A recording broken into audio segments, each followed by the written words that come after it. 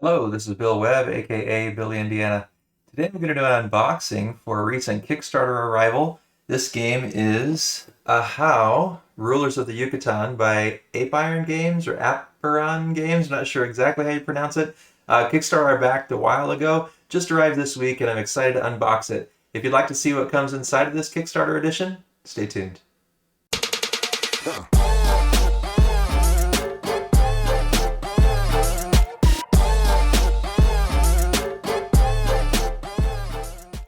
So here you can see the box, really striking art in my opinion. This game is by Tamas Olah. You can see also it comes with the Eclipse Expansion Pack, and it talks a little bit about there's event cards, roll cards, building tiles, and pyramid tiles in here. We'll take a look at that a little bit later. But this game is one that I backed, like I said, a while ago. Sounded like a really interesting Euro game that I wanted to try out. So here to show you the different sides of the box. Let's see, I don't think I've shown this side yet. Kind of losing track here. And then the other end. All right. And then here is the back of the box. It says, explore the fascinating world of the classic period of the Maya with this historically accurate illustrations. Seize the Jaguar throne as leader of the ancient Maya royal family and expand your kingdom over the entire peninsula. Build monumental structures to impress your people and summon the powerful ancient Mayan gods. Fight your opponents for dominance over regions spanning from mountains and jungles to ocean shores. Grow your population by sending workers to control cities, harvest resources, and raise strongholds. Claim victory by becoming the most famous ruler of the Yucatan. Kulu Ahau. And then it's got the list of all the different components here.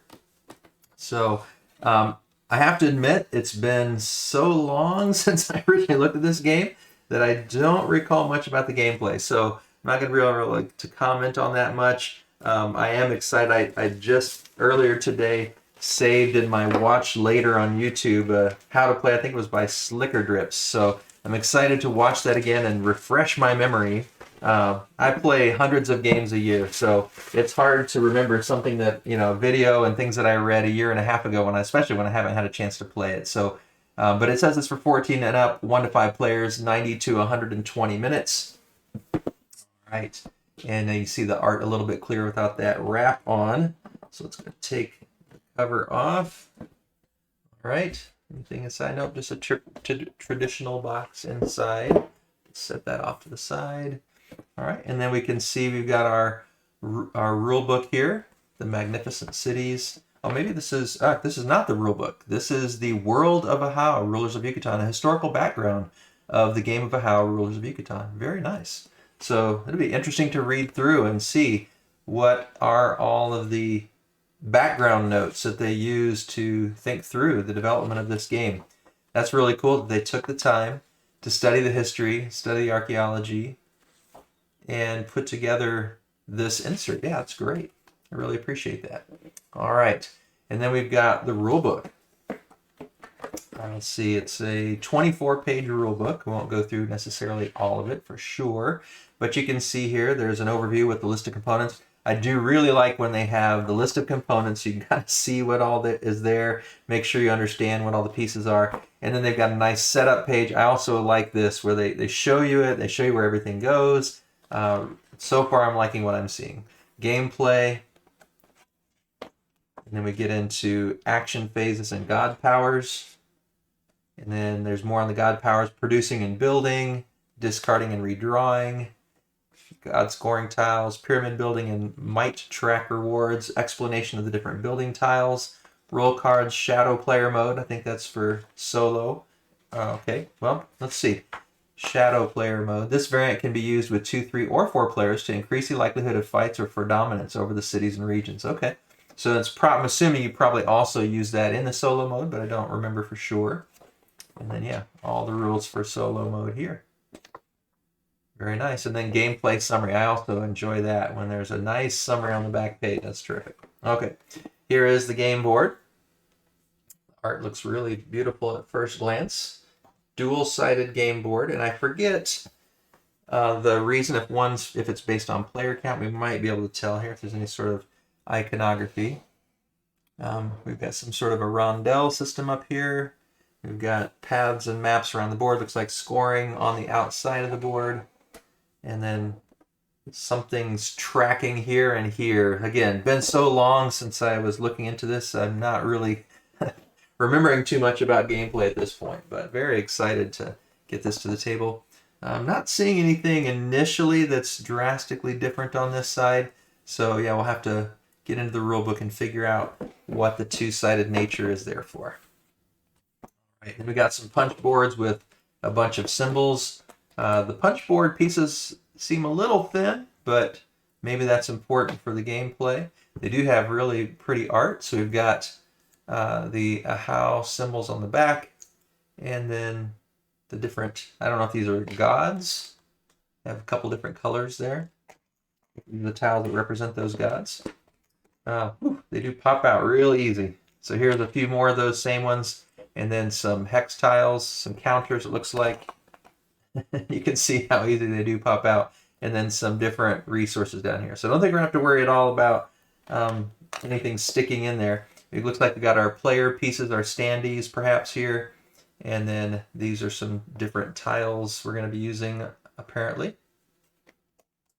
All right, and then here are the temples, and these are the 3D temples I think that you have to construct. So perhaps after I get this one all put together, maybe I'll make a reboxing video to show how these things fit together and how they fit into the box. But I think those are all the pieces to develop those 3D temples. And then some stickers I'm assuming we're going to be putting onto some pieces. Not sure what those pieces will be yet. Looks like we've got some player aids. Very grateful for that as well. Summary of the god powers on one side, enough for 5 players here. And then movement phase, action phase, and end of the round descriptions here on these cards. I seem to remember this one being a fairly heavy game. I don't recall for certain. This looks like a spacer in here. I think this is where we put the temples. And I don't know if it'll be good to like put this in to help hold them in place. We'll kind of see. You got a little silica gel pack here. And then looks like the different player boards perhaps. There's 5 of them. There's actually 6 of them. These kind of stuck together. Oh, that looks like solo mode, I'll bet. That's got a little symbol there. So the 5 player boards, I'm guessing, and then the one for solo mode. 2-sided as well. So it looks like maybe just night and day themed. I'm not sure if it changes the gameplay or not, but that's pretty cool. 2-sided. And then we've got some baggies in here to sort things. We've got a nice little canvas bag, I'm assuming to store some things in and maybe for random placement of items or random drawing of items. We've got some standee bases here. We've got some cards here. Let's see if we can, I don't see a strip pack for these, so this is, actually, might be able to get into these reasonably quickly. There we go. Sometimes it's not that easy. All right. So we'll just quickly kind of glance through. We've got these cards with the black backing, and they seem to have a different icon across the top of each. I assume that's, oh no, there's the back. Okay. So these are the backs. So they all have the same back, it looks like. Okay. And then these are the fronts. Okay. So we got this symbol with the different symbols below. There's a few of those kind of cards. Handful. Here. And then this looks like possibly some sort of a map. I don't know if some of this might be solo cards as well. And then we got some here with the numbers. I really like the art all throughout the game. Those all have kind of a brown tint to them. And then these numbered cards have the green. So I'm guessing there's something about these colors that makes, you got 1 to 6 in each color here. I'm guessing maybe those are for the different players. That's 1, 2, 3 different colors, 4, 5. Yeah, I'm guessing that's the case.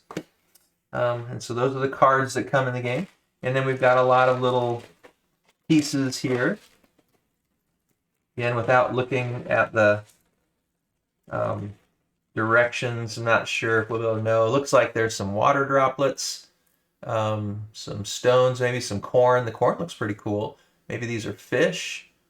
Not sure. We'll have to see what all these different pieces are. This looks like maybe some kind of a gem or coal or something.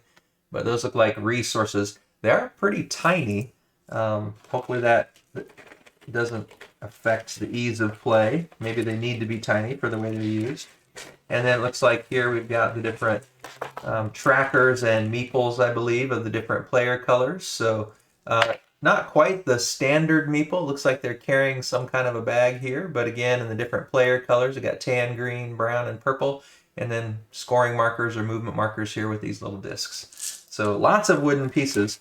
I think, like as I said, they do seem a little smaller than most games, but perhaps there's a gameplay reason, something that makes it important for them to be that small for easy play. We'll find out.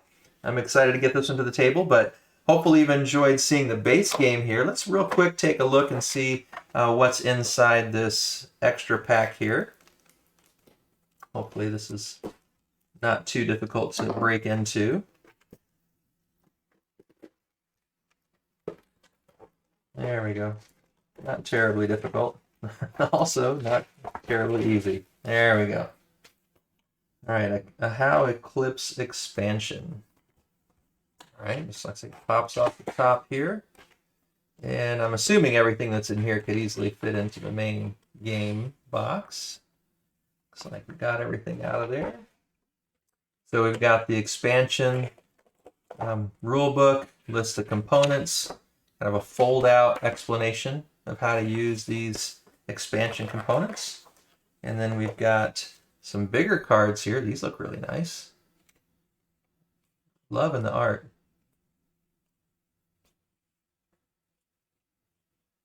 So yeah, these are totally different from the cards that are in the base game. So I'm curious to see how these play.